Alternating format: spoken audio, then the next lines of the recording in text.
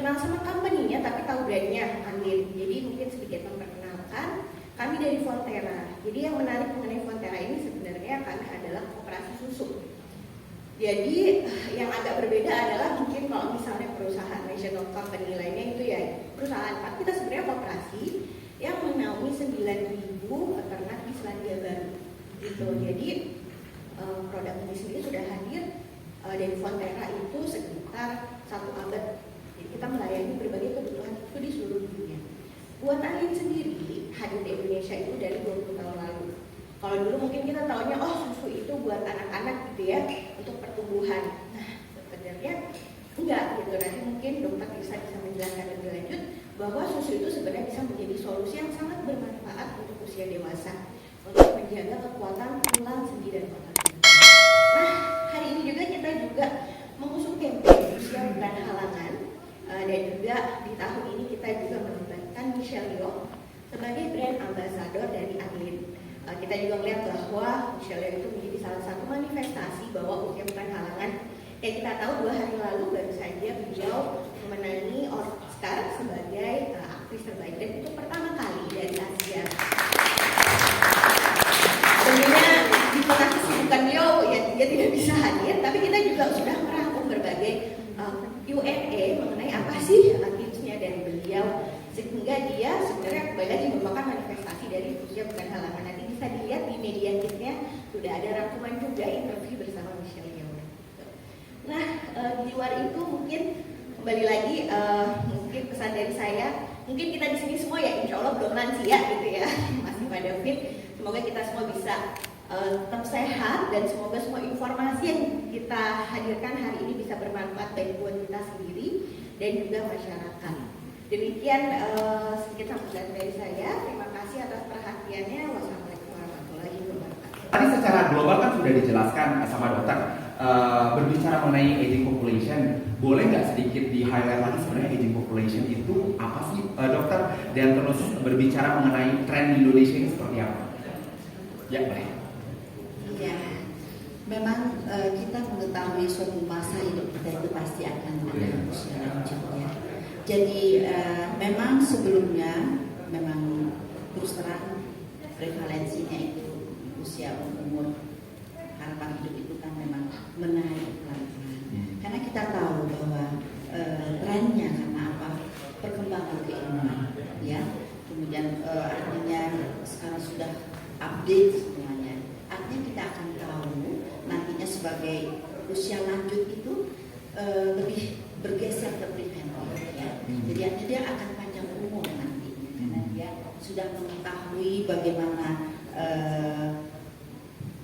membuat mencegah dari semuanya ya, seperti tadi apakah dia ada demensia, apakah nantinya ada frailty ya, sarkopenia itu sudah dicermati lah, apalagi sekarang di sosial media kan sudah banyak untuk memberikan ini semua ya, pengetahuan dan juga kesadaran dari masyarakat.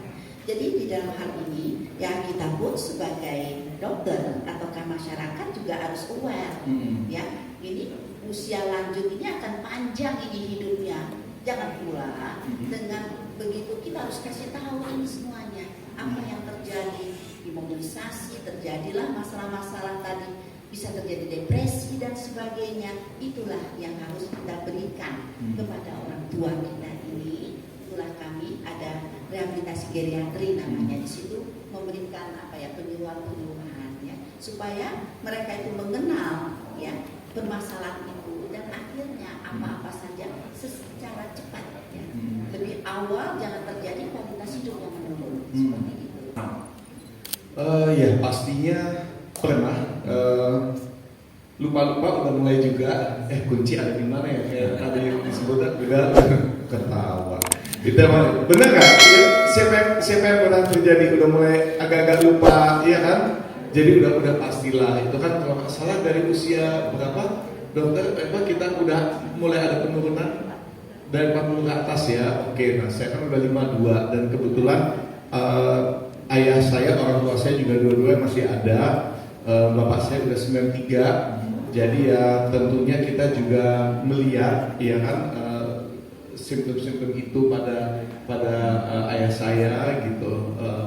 Makanya sekarang mesti ambil tindakan preventif, jangan sampai itu terjadi pada kita juga, atau minimal di lama-lamain deh gitu supaya tidak langsung terjadi pada kita juga gitu. Mas Ari ini kayaknya bohong deh. Kenapa? Usianya katanya bilang 52, 25 kali kayaknya nih. Ya, saya yang 52 kelihatannya, ya kan? Oke, Mas, boleh tahu nggak bagaimana nih caranya menghadapi dengan kondisi seperti saat ini? Apa hal-hal yang perlu dilakukan, disiapkan oleh Mas Ari sebenarnya? Ya, kalau saya satu, saya selalu mengatakan pada diri saya sendiri, age is just a number, ya kan? Jangan sampai itu menghambat kita untuk mau melangkah, untuk mau belajar sesuatu yang baru, untuk mau mencoba sesuatu yang baru. Contohnya saya selama ini orang kenalnya di dunia entertain, ya, tapi karena pandemi, karena kita kalau syuting di lokasi kan ketemu dengan banyak orang, ya kan?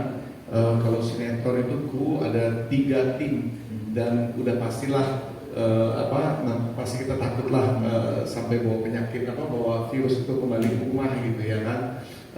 Jadi saya nggak nyangka juga kalau pandemi akan sepanjang ini gitu kan. Awal-awalnya kita pikir paling ya 3 bulan, ternyata Pak Jokowi oke, kita tambah lagi ya kan, diundur lagi sampai akhirnya 3 tahun ini sekarang.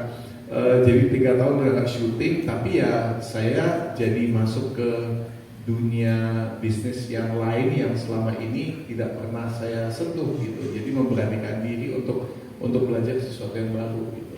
Baik, terima kasih banyak Mas Ari atas insight dan sharingnya buat kita semua di sini. Itu berarti berhubungan dengan 3 hal ya, emosi, pikiran, perilaku.